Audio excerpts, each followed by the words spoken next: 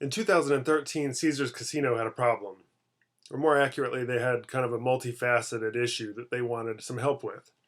And so what they were doing was they were hiring a private media consulting firm to help them with this multifaceted problem. Number one, Caesars wanted their semi-regular attendees, people who gambled at Caesars on a semi-regular, not constant, and not very infrequent basis, to come more often. Number two, they wanted these same people to be reached in a way to be persuaded to go to other Caesars properties around the country more often. And they also wanted this media firm to help them target people, semi-regular users, to quit defecting from Caesars and gambling at other places like the Venetian or wherever else in Las Vegas. And so lots of media firms, lots of public relation firms around the country are looking for this business because Caesars Casino would be a huge client for them. In steps one peculiar group, a brand new, very small organization called AMG.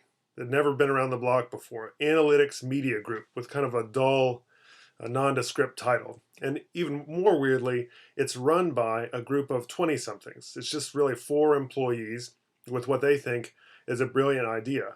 What helps them get this pitch, even the opportunity to talk to Caesars, is that they have a really important notch on their resume, a notch in their belt or line on their resume. And that was that they helped the Obama 2012 campaign achieve what is, in many senses, a total data revolution in the way that campaigns are run, and more specifically, in the way that messages are delivered and received by audiences in the context of a national election. And so that's what we're going to talk about today, the story of big data and the Obama 2012 campaign. Now, this is a different part of the course. This is the second part of our course. We've moved on from the overall theoretical lessons, the portions of the campaign, debates, and so on. And now we're into specific historic moments in specific historical campaigns, and we're going to go backwards.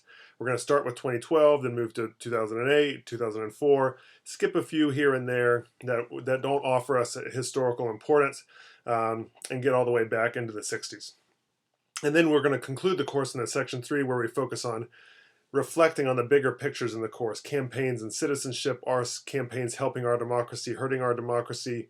How do campaigns and discourse interact with concepts like masculinity, femininity, our notions of leadership, presidential leadership, or presidentiality, as it were? But the point I want to make here about the second portion of the course, the specific elections, is this. What I'm going to do in these lectures, and even in some of the readings, is not to talk about the entirety of the election in the same sense that your campaign assessment papers don't need to talk about the entirety of that campaign. Instead, I want to focus on one historic or one really important dynamic of the campaign, typically one that is perhaps overlooked, and share it with you in a way that will re-emphasize and supplement some of the theoretical lessons we learned in the first part of the course. So today I'm not going to talk about Romney's 47% video or other Obama or Romney gaffes in the campaign. All I want to talk about is the story of big data and how big data helped Obama reach 15 million voters that he might have otherwise not reached, and thus win the presidency in 2012.